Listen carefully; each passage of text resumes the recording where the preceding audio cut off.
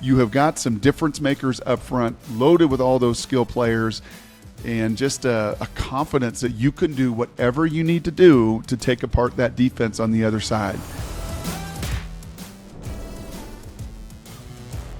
Hello and welcome to Always College Football. It is officially December 18th, and we appreciate you coming to us from wherever it is you're coming to us from, whether it's the podcast platforms, Apple, Spotify, whatever podcast platform you use. If you're here with us via the ESPN YouTube channel, we greatly appreciate you being here leading up to the holiday season. We're a week away from Christmas, and the gifts keep on coming here in the college football world. Our calendar is a disaster, but it does offer some really entertaining conversation. So today we're going to break down the portal. We're going to break down what Chip Kelly had to say leading up to his bowl game there in LA. A lot of very interesting takeaways to be had from what the head coach of the UCLA Bruins said. I think there's some things I very much agree with. I think he is definitely accurately forecasting where we're going as a sport, but a few things that I didn't totally get on board with as well. So we'll discuss that as well. We'll talk a little bit about some of the teams that are making a huge splash in the portal. We've done, up to this point, we've talked mostly about players, individuals that are potentially on the move. Well, today we're going to break down 5 or 6, maybe 7 teams that have done a really good job up to this point, and then we will tell you about the new defensive coordinator for the Penn State Nittany Lions. Very interesting hire and a very good hire, I might add, for James Franklin and staff. That's now 2 that I think they've knocked out of the park, at least up to this point. But we're going to kick off today's show by talking with Brock Huard about the Washington Huskies. The last couple weeks, we've taken a day to go deep in the weeds for each of the 4 playoff teams. Last week, we did Michigan and Alabama. This week, we will do Washington and Texas. So we brought on Brock Huard, who knows the Huskies like the back of his hand. So we'll get things started there in our conversation with Brock Huard.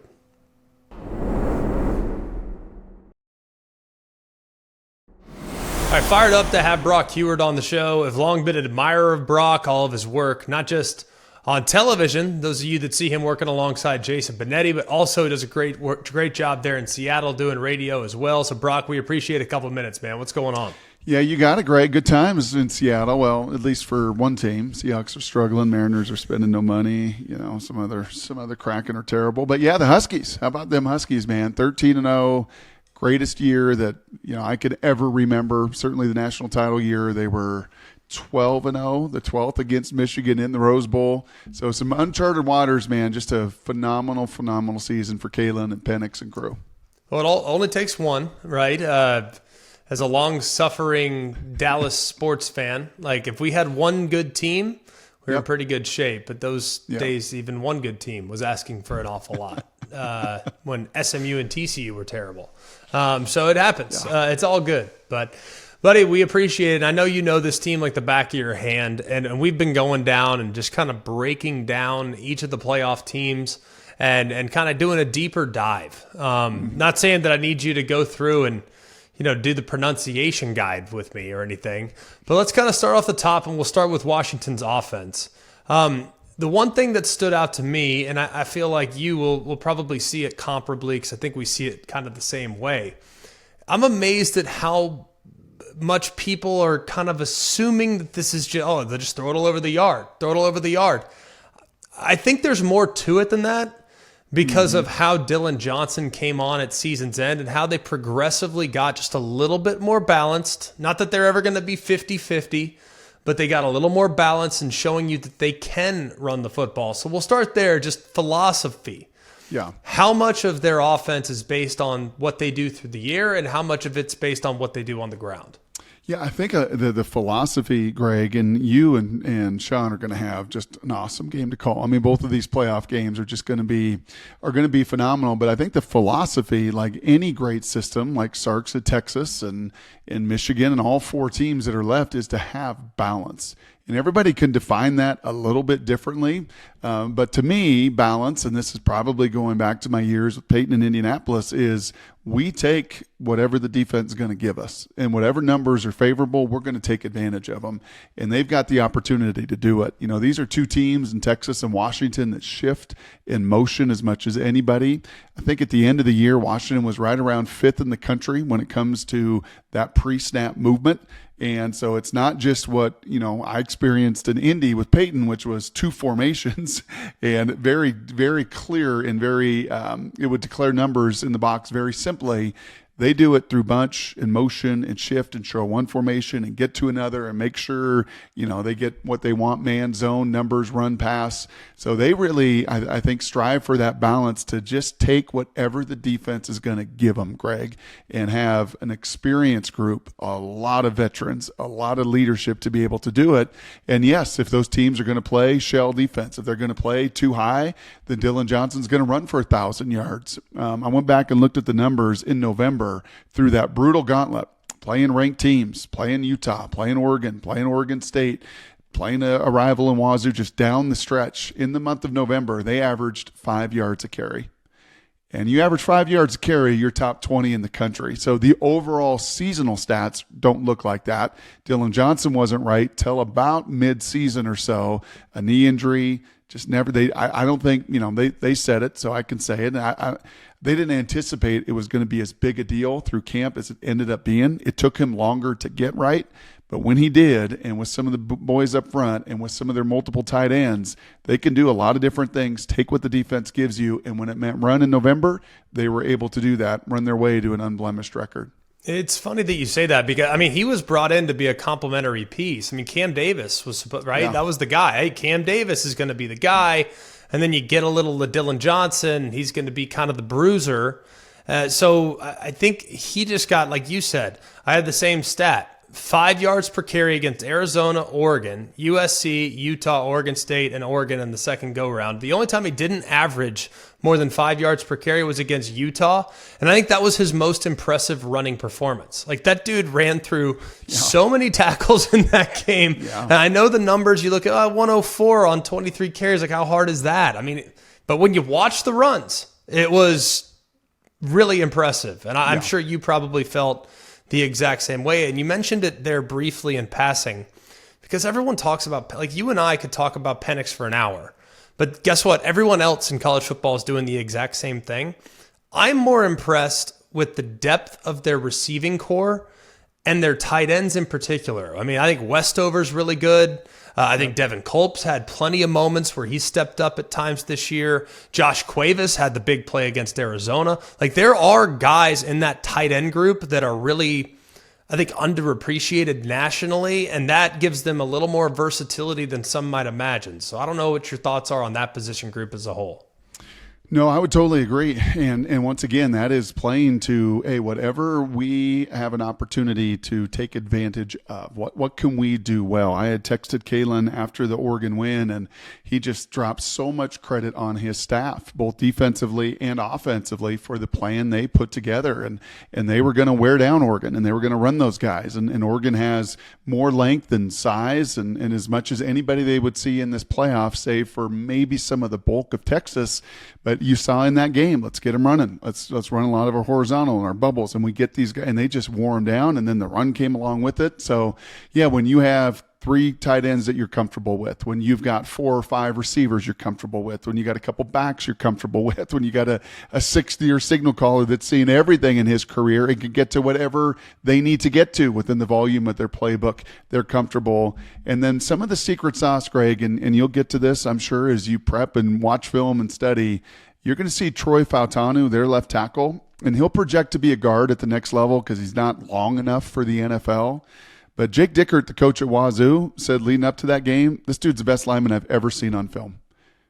He's the best I've ever seen. And he is so explosive, and he is so powerful, and he is so athletic and strong.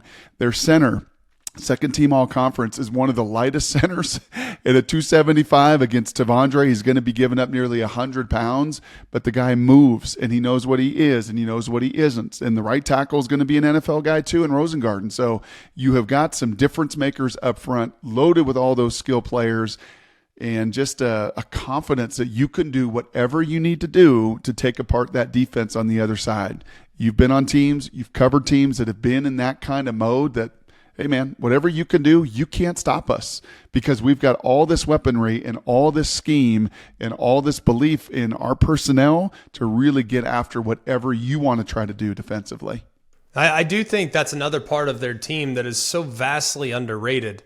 People talk about the tackles, understandable, with Otanu on the left side, Rosengarten on the right side. Like, they're really good on the edges. Yep. Like, we know that. But you referenced Parker Brailsford there at center is awesome. I think Kalepo is really solid as well at left guard. And then Julius Buelow, who was out and missed a little time. I mean, he's 6'8", 310. Yeah. I mean, these are like big, physically imposing guys there at guard that help overcome what is an undersized center in Brailsford. And Brailsford, I think, is really smart too. Like, they do a lot of pin and pulls, so he's athletic. Like, they're not going to put him in a one-on-one situation against Tavondre Sweat. Like, that's just not going to happen. Like, that's not advantageous. And Ryan Grubb, which I find is shocking, his background as a play caller, he's an offensive line coach. That's right. I mean, he understands protection. He understands, like, all right, well, we can't move that guy, so maybe we leverage him with a pin and pull. So I think Grubb is really thoughtful when it comes to their plan. And to see an offensive line coach develop this next level understanding of route tree and route concepts and being able to create space, it's really fantastic. I mean, I don't really know how else to describe it. So your experiences with Grubb have been what? Yeah, he's A1. And you know, Greg, as you say that, my mind goes to this is a very unique playoff situation with 3 of the 4 teams.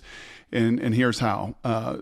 You know, the OC at Michigan, Moore, is an O-line guy. He's an O-line coach. I went through the 133 FBS teams when we had Michigan earlier this year. I want to say, gosh, out of 133, there were maybe 10 coordinators that had O-line background. Like Kyle Flood. You know, Kyle Flood is the OC at Texas, but Sark is obviously the coordinator and the play caller and everything else. But by title, Kyle lives it. And you'll find that at 5 or 6 other schools. But to actually be an OC and an O-line coach, Sherrod's the only one there. Coach Moore is the only one there at Michigan doing that. Grubb is an O-line background guy, kind of like Andy Reid. Right, there are not many guys that come out of that O-line world. And I've asked these guys, like, how did you do it? Because the ones that do seem to be pretty darn successful, right? You got 2 of them in the playoff situation here, the Final Four, and obviously Andy Reid, one of the best in the world at designing. And you know this, Greg, because most O-line coaches like to be like in this world, tackle to tackle, right? I mean, it's just that I'm just right here. I got to take care of each 5. It's half the offense. Don't stress me out. Like, don't bother me. Let me just take care of this. But the ones that then go, hold on a second, I'll take care of this, and then I got all of this, and the foundation's here, but now I see all of it, and it's protection first, but I see all of it. You have an opportunity to do some pretty unique things, and this playoff is loaded with them, and I hope a celebration. I know you will on your broadcast, and I know on the other side they will as well, because it's pretty darn unique to see O-line guys really come out of that world, and when they do, you have a chance of huge success. Have you ever dreamed of hitting the road in your very own customized Mercedes-Benz Sprinter? Follow college football all season long by hitting all the biggest games in college football's most celebrated stadiums. At ESPN, we dreamed that dream, and with the help of Mercedes-Benz, we made it happen. This year, our very own Jen Latta has teamed up with Mercedes-Benz designers to create a road-ready, fully functional, state-of-the-art podcast studio on wheels. The ride is pure Mercedes-Benz with all-wheel drive and the latest driver assistance, safety, and tech. The podcast studio must be seen and heard to be believed. A spacious and chill conversation space with mics, camera, and mixing board to capture the action. On board, Jen Latta will be interviewing some of the biggest names in college football. All points to Mercedes-Benz for always bringing some extra. Out back of the Sprinter, they're innovating, pushing the science of the tailgate, complete with grill, cooler, TV monitors, and more.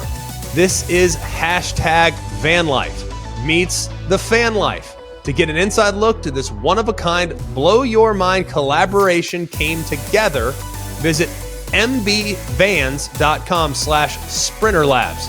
the Mercedes-Benz ESPN College Football Podcast Sprinter, coming soon to a game near you. Joined again by Brock Huard. We have to move to the star of the show. I mean, we waited 10 minutes in our Washington breakdown to get to Michael Penix and the receivers. And first of all, I'm really amazed at the depth, because it's been a group that has had to overcome, whether it be inconsistencies. I mean, shoot, Jalen Polk's 1,000-yard receiver and had drop issues down the stretch. You've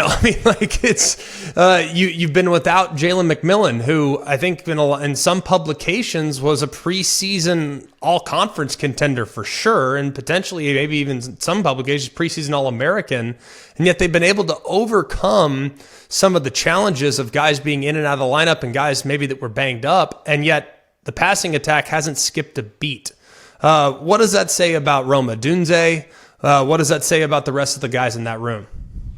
Yeah, Rome is an absolute stud. I think he's going to be the highest drafted of any of these Huskies. I was looking at some lists just this morning, actually, and they got 4 guys in the top 50 of most early kind of projections of what the draft is going to be, and Penix and Braylon Trice and Fautanu we talked about earlier.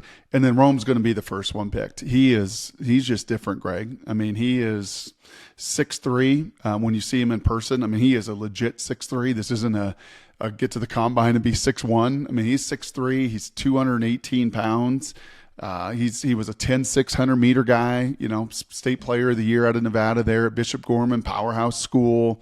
And those are just kind of the raw goods. But then when you watch the body control, when you watch the hands, when you watch catch radius, when you watch the trust that he and Michael have, and you go out to practice, and I've probably been half a dozen practices over the last couple of years, and it reminds me really of the guys down the road on the 405 with the Seattle Seahawks. Like, they're just pros.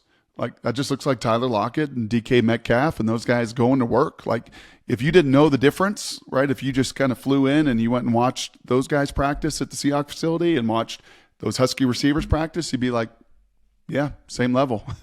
I mean, Polk and Rome and those guys are pros. Maybe not as freaky as DK, but the way they work, the precision of their routes, the mentality, the maturity, all of it. I mean, it's just off the charts. And I was talking on my radio show, I'm like trying to find a comp for Rome. Like, who is he at the NFL level? Like, he's not as big as Mike Evans, but he's got a lot of the same skill set. And he's not as explosive as Jamar Chase, but there's a lot of the same skill set. And an NFL scout texted me, he's like, he's Devontae Adams. And I'm like, man, that's pretty good. Yeah, there's a lot of similarities of using your body. You're covered, but you're never covered. You gain the ultimate trust of your QB at any time, and any one-on-one, they're going to look for you. And yeah, that's a pretty special crew led by Rome right at the very top of it. Yeah, I obviously feel good about having him on the outside. Penix is, of course, amazing. We probably won't spend as much time on him as we should, just because we have already talked about how great he is. Does Penix remind you of anybody over your years of playing and covering? I think that there is a unique ability that he has to throw guys open, and he throws to spots. In college, you just watch guys and they're looking at the receiver, and he trusts his receiver to get there, which is a testament to the guys getting where they need to go. But he throws to spots. I remember a game in the Cal game in particular, and I know it's Cal, and I know we shouldn't put a ton of stock into it. I get that, but there were throws that he was executing where a safety be coming over the top, a corner be underneath it, and there was about a 2-yard window that he could maybe throw it into, or his receiver could adjust to make the play, and he's throwing it there, and he doesn't miss. And people are like, well, the accuracy at times down the stretch. Yeah, he was playing in weather half the time. Now he's in a dome. So I mean, and I know how hard it is to be effective when the climate is not ideal, and he had to play in multiple games like that, and yet the accuracy was still pretty sporty. Like, third down, gotta have it scenario against Oregon State, boom, back shoulder, no problem. And I think he's as accurate as they come. Now, as far as comps, I don't know if I've really given that a ton of thought just yet, but he doesn't miss. I mean, the throws he tries to execute are like 9 out of 10 on the difficulty scale. Correct. I remember this from day one. My nephew was there. He's ultimately transferred, and he was in a quasi competition that spring. But it was pretty clear when Mike came in, like this is his job, and he's the guy, and he's got a unique skill set. And I remember my older brother Damon saying, "I have never seen someone throw outbreaking routes." And especially at the college level where you got the wide hashes. I mean, it's one thing at the NFL level. It's the fields. You don't have those hash marks. But at the collegiate level, he was just like, bro, I mean, wait till you see this in person. Like, he just throws comebacks and outs, and it's just better than anybody else. And he does. I mean, those outbreaking, the vertical stuff at times, because he slings it, can be a little flat, and he may miss because I don't think this is the greatest strength of up and down. Yes, but anything horizontal, anything laterally, any missile that needs to be shot like from 0 to 50 with unbelievable velo, he has got it. And then what's truly, I think, different is he just doesn't get hit. I mean, he has that extra little sense that you just can't teach, and you could do all these drills and everything you want to do, and certainly all these QB trainers and gurus out there have guys and throw med balls at them and beat them with sticks and try to get them to. And then there's just certain guys, Greg, and you know this, that just have a feel and like, yep, I'll just retreat.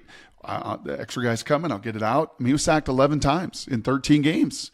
And with teams after the ASU game saying, okay, we got to get after him. We got to start hitting this guy.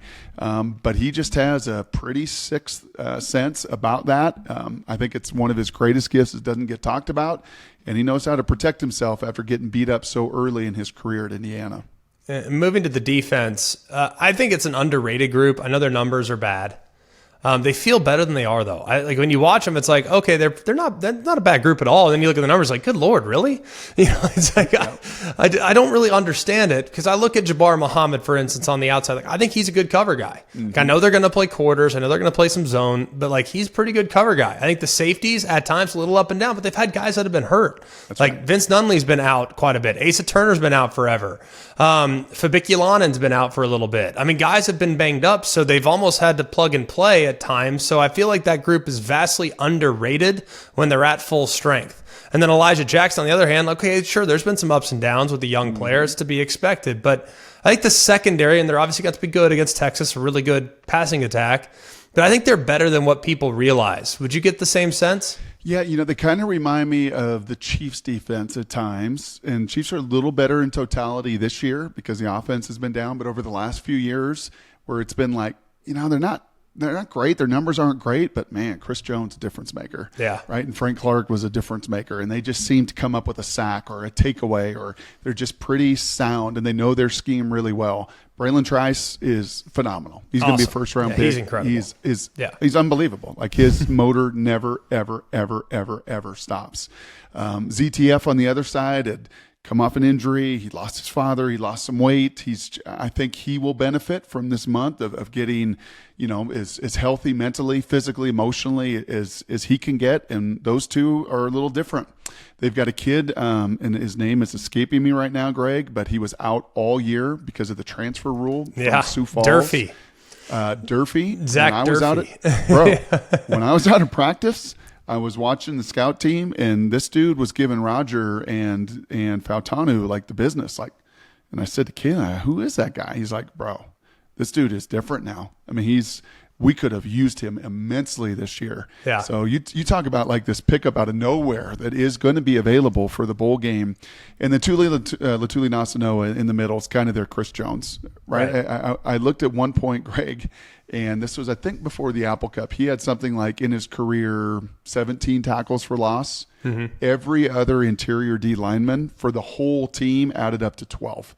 Like, he's the guy. And he was out and up and down this year with a knee injury. So you get him, you get Trice, you get Muhammad, you get a little bit of playmaking from a lot of the other depth, and you kind of get the Chiefs defense that just knew how to rise to the occasion when it mattered the most. And they did that down the stretch. They did it in the fourth quarter down the stretch. Their fourth quarter numbers were phenomenal. That's coaching, that's adjusting, that's veteran players, and having some dudes that can rush. And those two dudes off the edge, and now maybe 3 or 4 off the edge, should benefit them in that dome down in New Orleans. And then finally, the second-level defenders against Texas with how Sark mixes run pass and play action and those guys are going to be in a lot of conflict. I mean, that's a hard job. I mean, I actually think they're pretty talented. I think Carson Bruner stepping in. Guys have been banged up at times. I think Carson Bruner's been excellent for him.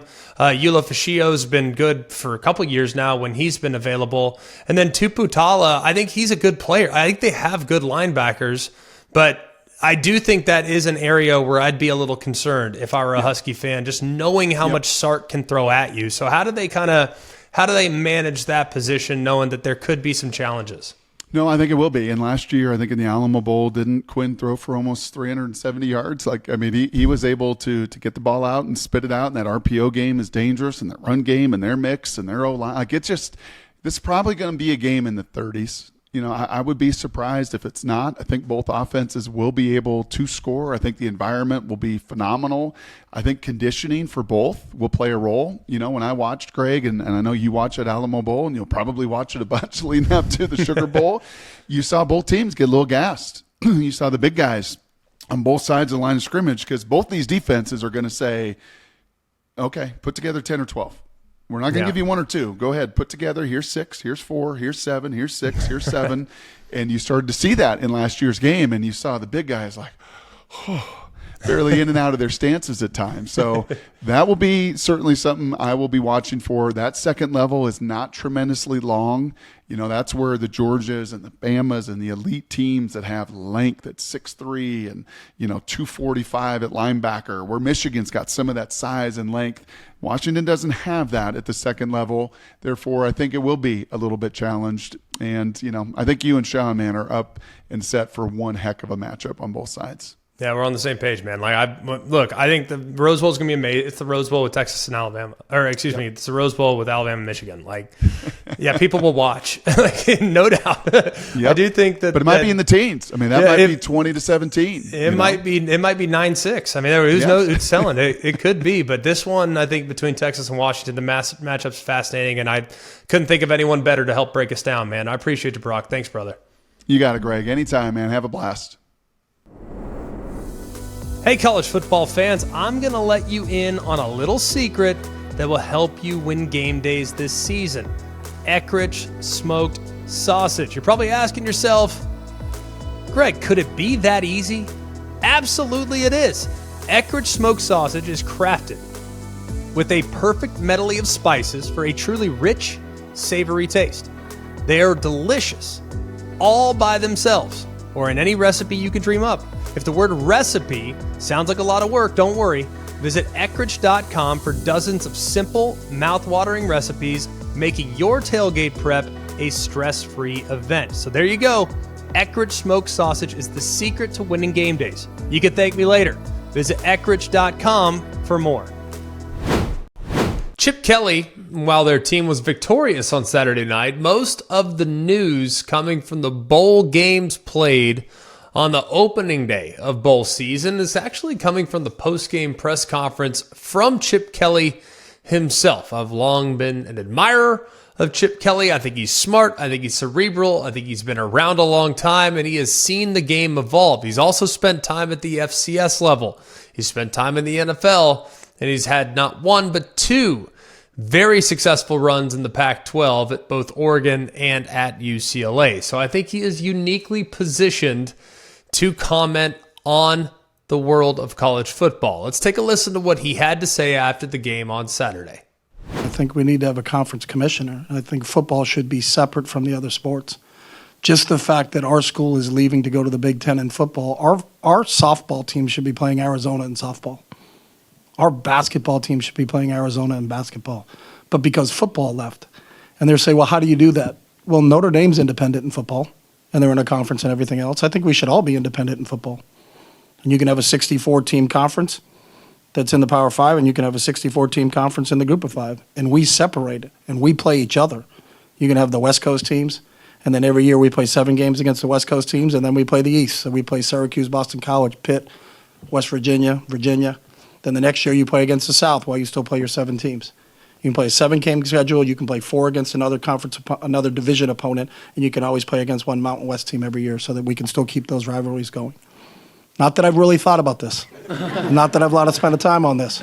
But I think if you went together collectively as a group and said there's 132 teams and we all share in the same we all share the same TV contract, so that the Mountain West doesn't have one and the Sun Belt doesn't have another and SEC has one and they have another, that we all go together, that's a lot of games, and there's a lot of people in the TV world that would go through it. You can sponsor each one. Instead of calling it Group of Five and Power Five, you can call it Amazon, Nike, bid that out to things. You do a lot of different things. But I think if we still do the same thing and take all that money, and I would do this, and I think this needs to be done, that money now needs to be shared with the student athletes, and there needs to be revenue sharing, and the players should get paid, and you can get rid of NLI, and the schools should be paying the players because the players are what the product is. And the fact that they don't get paid is really the biggest travesty. So there he is, and you get to listen to pretty much everything he has to say. I think it's thoughtful. I think it makes sense. I think it's easily consumable, and it's been a hot button topic really for the last 48 hours as people have weighed in on what it was that he had to say. Here's what I would say about it. One, we were actually very close to this potentially happening.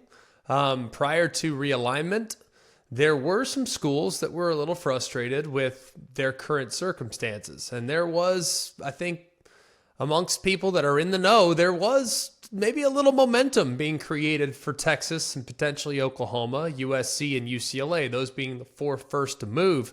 There was a little momentum towards them potentially becoming independent. And then there was the possibility of those four schools, along with Notre Dame, to begin recruiting other schools when their grant of rights would ultimately expire. As a result, feels like maybe the conferences got out in front of it and basically slowed down any momentum that could be generated, because it's scary. The conferences and the security that comes with the conferences is the bird in the hand.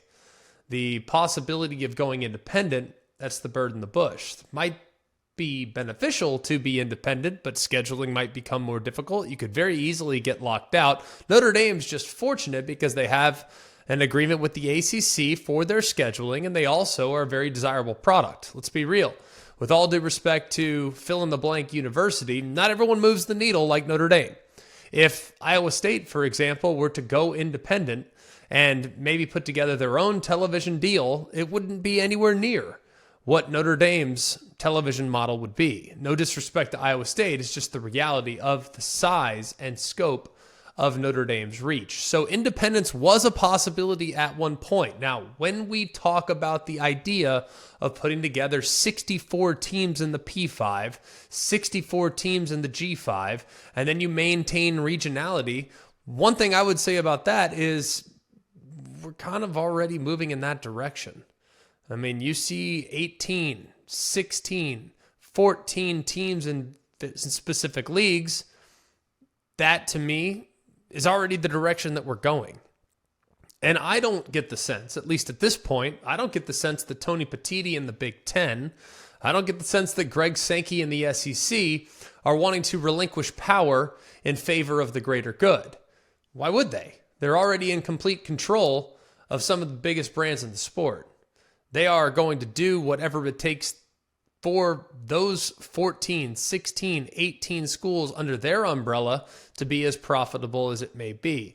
I think the biggest point of, I guess, contention, takeaway, discussion that Chip Kelly brought up is whether or not the players should be paid.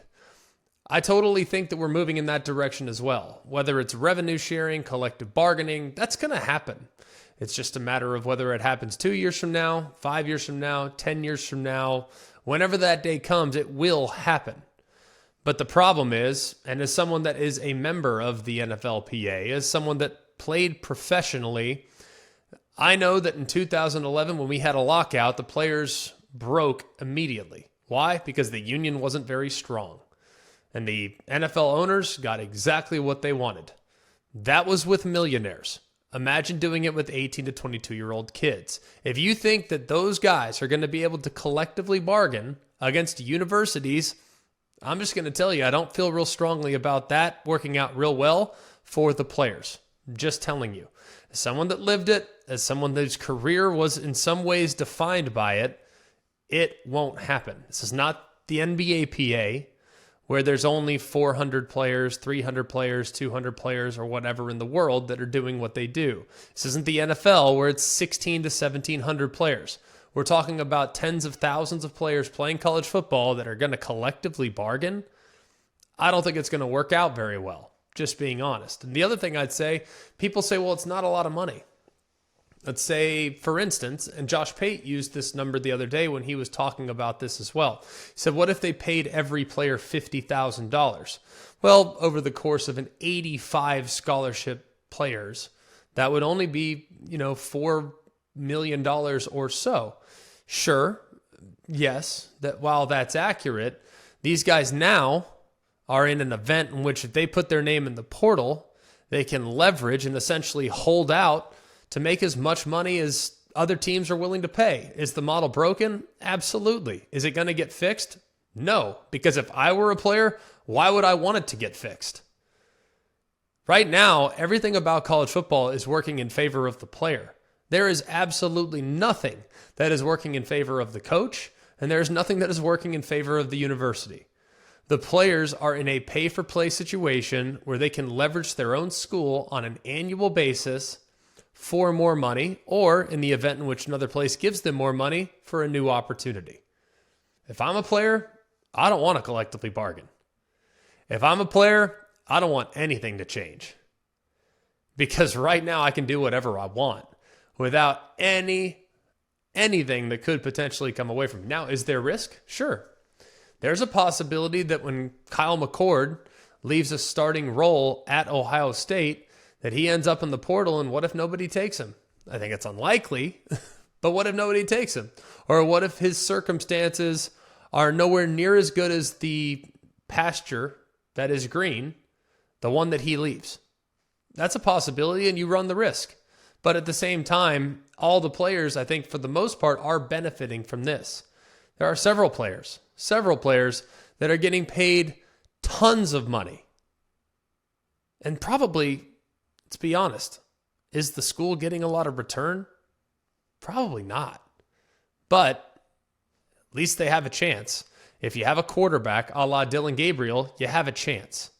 Doesn't necessarily mean you're going to win the national championship, but you have a chance. So if I'm the players, I don't want anything to change at all whatsoever as far as pay for play right now, because it's certainly working out in your favor. The other part that he discussed is the regionality and how, well, the West Coast schools will play the West Coast schools, and the Southern schools will play the Southern schools, and the East Coast schools will play the East Coast schools, and the Midwest schools, they can play themselves as well. Well, since when is the world fair, or when is the quality equivalent in regionality in sports? We have regionality right now in the Big Ten. And tell me how competitive the Big Ten West has been when compared to the Big Ten East. The answer, it hasn't been. Because regionality doesn't define quality. The most successful schools right now, over the last decade, have been in the southeastern part of the United States. Whether it's Georgia, whether it's Bama, whether it's Florida, whether it's Clemson, those really, for the most part, LSU included, those are the schools that have won the most championships in the last 10 years, okay? Yes, Ohio State has one in 14, but it's not necessarily equivalent. Yes, there have been representation on the West Coast in the playoff in the past. 2016, Washington. 2014, Oregon. 2023, Washington. There have been some, but it's not the same. So regionality, while important, has not really been an indicator of success. People say, well, why don't we just adopt the NFL model? Well, that would be helpful, perhaps, but that would require a kid from, let's say, Mississippi to basically enter a draft, and he might have to go play for Stanford. Hey, sorry, if we're going to keep things equal and all the divisions need to be equal, then you're from Mississippi. I know you might want to stay at home. You might want to go to Ole Miss, but guess what? You have to go to Stanford because we want to level the playing field. It's not the way it works. Most of the players are going to want to stay at least somewhat close to home. Some will be willing to go elsewhere, but a lot of them will probably go to school in an area of the country in which they're most familiar. And that's why you see more NFL players coming from the SEC, see more NFL players come from the southeastern United States. And while Ohio State can recruit nationally, Michigan can recruit nationally, their rosters are not the same as some of the schools that they also would occupy that Midwestern footprint with. Virginia's roster is not going to be comparable to that of Florida State's. It's just not, or at least it hasn't been at any point in college football's history. So I don't know if regionality, while it's important, I don't know if we need to necessarily start figuring out from a logistics standpoint, hey, yeah, you know what? We need to keep this West Coast teams and the West Coast division. Yeah, they're going to get the same representation in the college football playoff as a team that comes from the state of Louisiana, Mississippi, Alabama, and Georgia. I'm sorry, there's more good, high-quality players that are playing in Louisiana, Mississippi, Georgia, and Alabama than there are in Washington, Oregon, Nevada, and California. Perhaps, just per capita.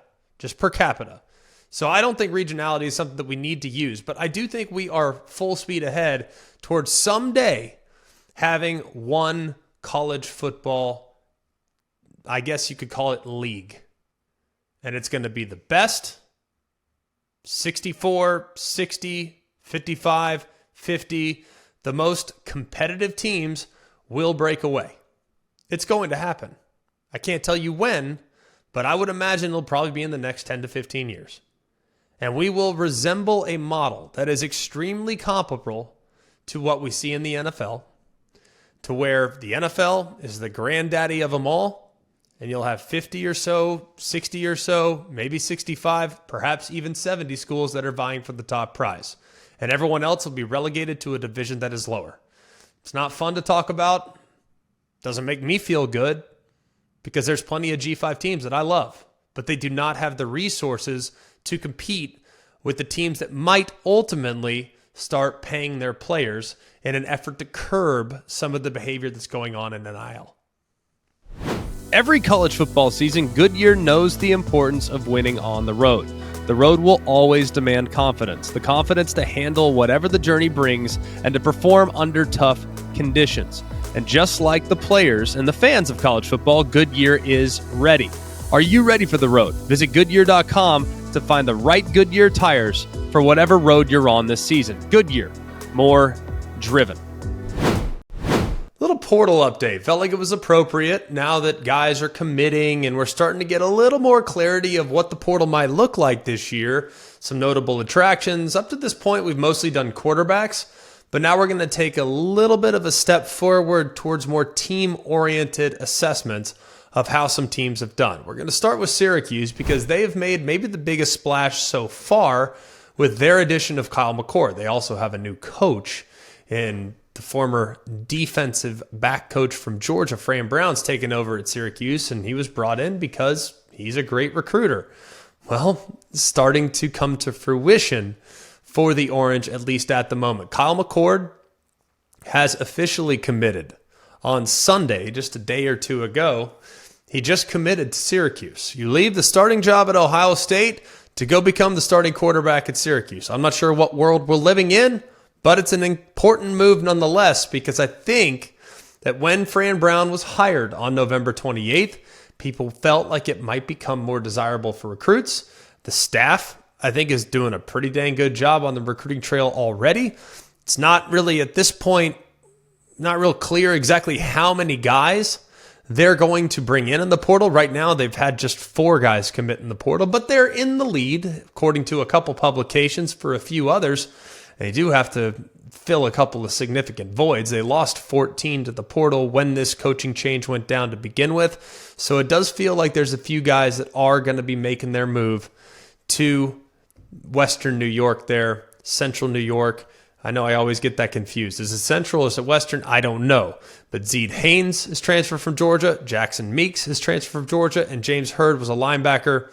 He's transferred from West Virginia. So you got a quarterback in McCord, 2 wide receivers from Georgia, and a linebacker from West Virginia, with a few others, including an edge defender from Texas A&M, that might be calling Syracuse home. So it's been a really good start for Fran Brown so far here the first couple weeks on the job. Another school that's doing a really good job in the portal at the moment, that would be Texas Tech. They're trying, as of right now, and you look at the Big 12, With the departures of Texas and Oklahoma, the new additions, Texas Tech had a disappointing year. There's no denying that. I think you look at how things went. You get a win over Cal. That's not really the recruiting momentum that you want heading into next year. But hey, 7-6 feels better than 6-7. I don't care what anybody says. Joey McGuire, I think, did a pretty good job of kind of flipping the script there in the end of the year and playing a little better down the stretch, with the exception of that Texas game. But so far, they've added 8 in the portal. They've added a wide receiver from Florida. They've added a wide receiver from Washington State and Josh Kelly, who I think is pretty dang good. They've also done a good job of going and adding a couple pieces along the offensive line, one from Memphis, one from Toledo.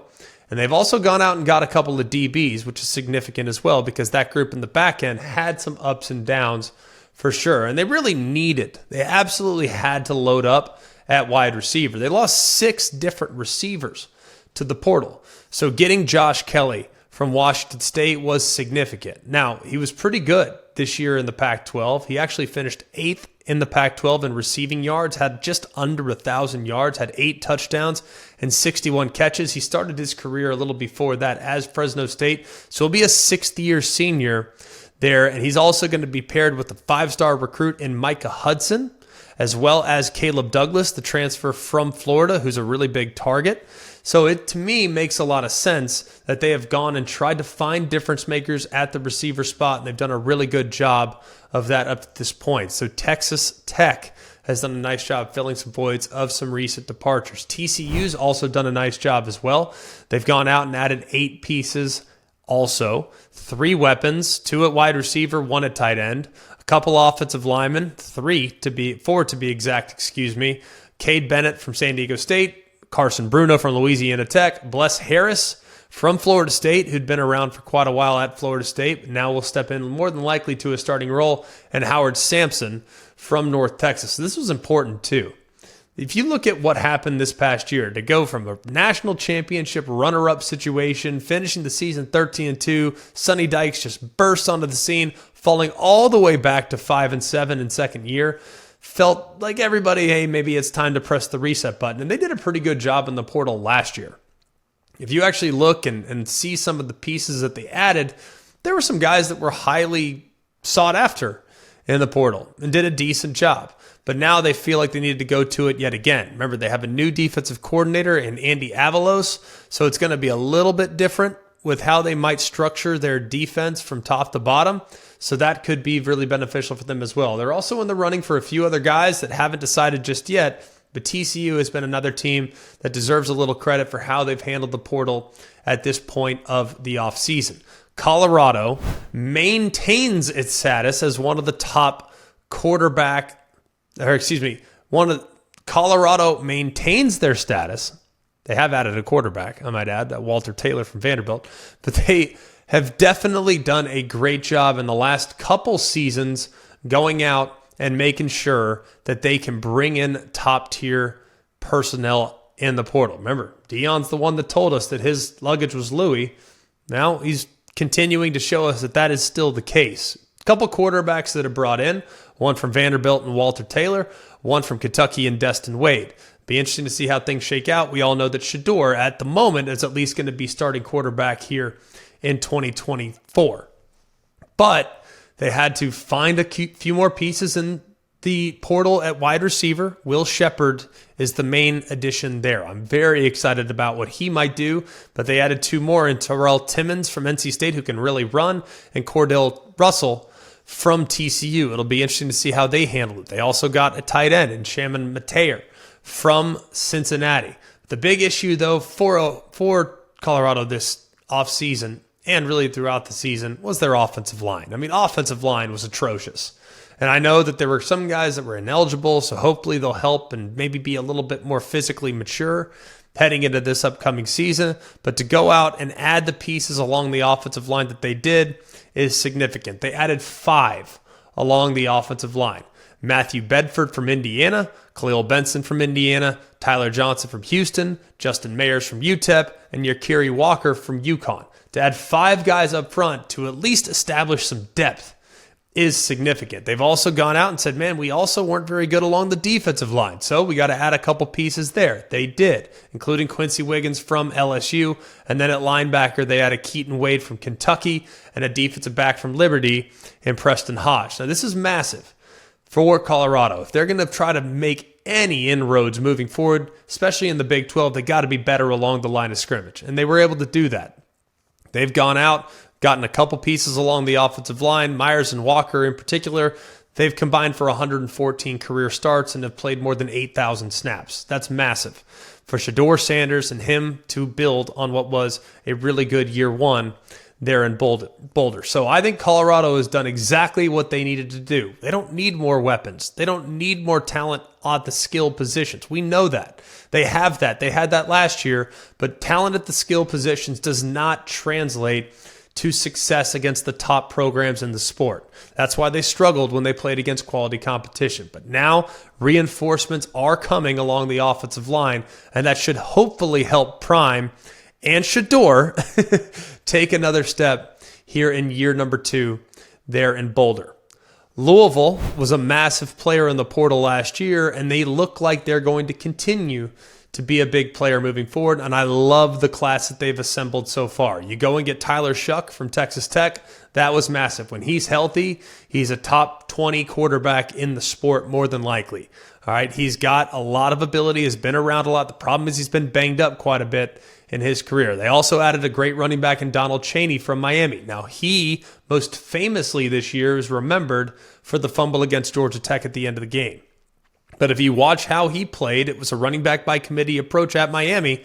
He was really good, more of a power back, more of a slasher, more of a downhill guy, a one-cut back, but does have some power. So I think he will fit well in Jeff Brom's system. He did a really good job this past year with a couple of running backs with different skill sets. He'll make sure that Donald Chaney gets plenty of touches in an offense that will lean heavily on the run game. But I've been most impressed with what they've added at wide receiver.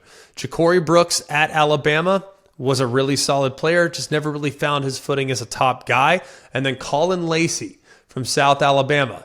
That might be the most intriguing person that they've added so far. Now, he's not huge, just 5'10", 190, but he was the nation's 4th leading receiver in yards per game and had 91 catches for over 1,300 yards, plus 7 touchdowns. He actually had a 7-game streak of 100-plus yard receiving performances, including 104-2 against Oklahoma State when South Alabama dominated the Pokes that day.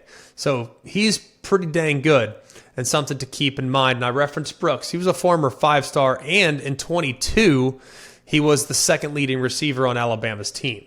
Now, he did have a shoulder injury this year, so it didn't really all work out, but they should be in pretty good shape, making him a featured piece when they move forward. So I think the additions that they've made really all over the field, they have a couple at receiver, one at running back, one at quarterback, a couple at tight end. Like, they got a bunch of guys that are coming in, and Jeff Brom and his creativity will be on full display next year with all these new weapons to potentially build around. And then finally, the portal king is back at it again. That would be the Ole Miss Rebels, and that would be Lane Kiffin. 9 commitments so far out of the portal, with a few more that are potentially on the way. I think this is probably the group at Ole Miss that has embraced the portal and has had the most success in the portal. And Juice Wells, he's the big one here. He was the number 1 wide receiver in the portal, had a massive year 2 years ago. He's 6'1", 210. In 2022, he was a first-team All-SEC player, had 68 catches for 928 yards and 6 touchdowns in his first year with South Carolina. But he had a foot injury this year, played just 3 games, and really could never get back to doing any of the things that he was doing the year before. And Ole Miss doesn't need a lot of help on offense, right? They're going to be in good shape on that side of the ball for sure. Jackson Dart is back at quarterback. Quinshon Judkins will be back at running back. Their leading receiver, Trey Harris, is back, and pretty much everybody else. But this portal haul is about really the defense. And that's where things have changed drastically. If you look at where they were last year, they were number 11 in the SEC after the 22 season. They were number 6 in the SEC this year in scoring defense during the conference play. Because now it's time for maybe them to take the next step. Here's the big question. Walter Nolan is arguably the best player in the portal.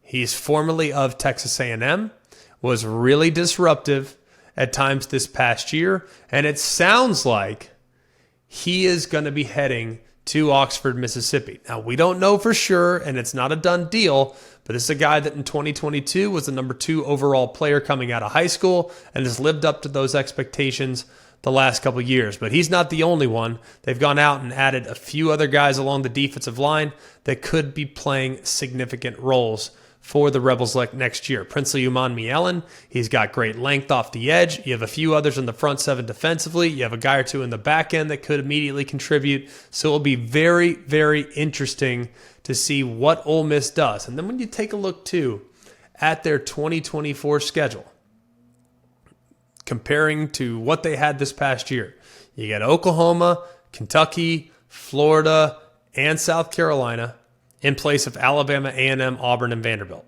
All right? Their Power 5 non-conference game is Wake Forest. Georgia's still on the schedule, but that's a pretty dang nice slate for a group that's won 10-plus games in 2 of the last 3 years. So remember, this year, if the 12-team playoff were in existence, Ole Miss would be in the playoff. So you think about where they were on defense, you think about the pieces they might be adding, and the possibility of breaking down that door next year and punching their ticket to the playoff. It's becoming very real with some of the additions they've made in the portal. Introducing the AT&T 5G helmet, the world's first football helmet designed to level the playing field for deaf and hard of hearing players. Radio communication continues to be the primary way professional football coaches and players communicate during the game. But if the highest level of football requires athletes to hear, it presents a significant gap for athletes that cannot. This discovery created an opportunity to apply the power of AT&T's 5G technology to make sports more inclusive.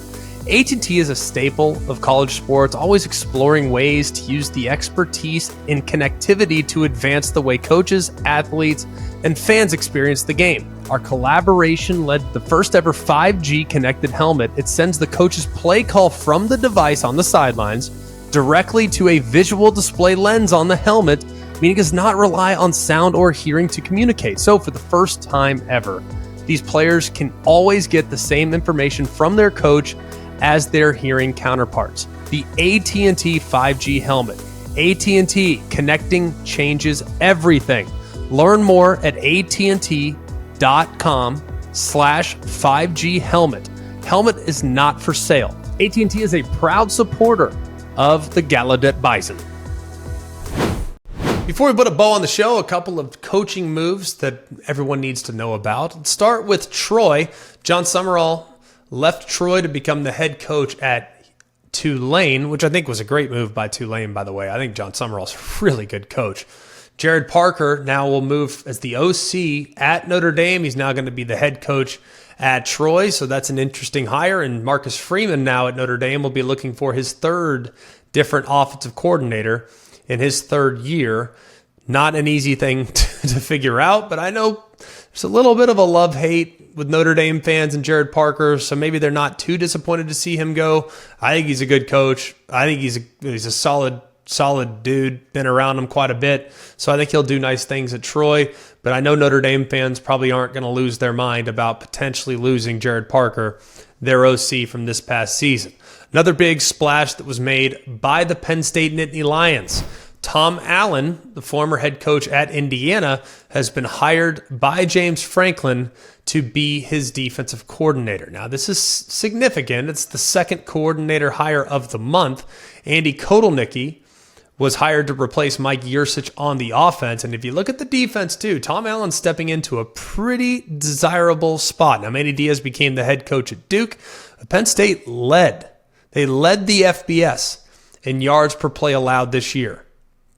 Pretty dang impressive. And if you look at Tom Allen, too, granted, there was a moment when he was at Indiana where you're like, man, this guy's the next guy. Like, he's going to take the college football world by storm.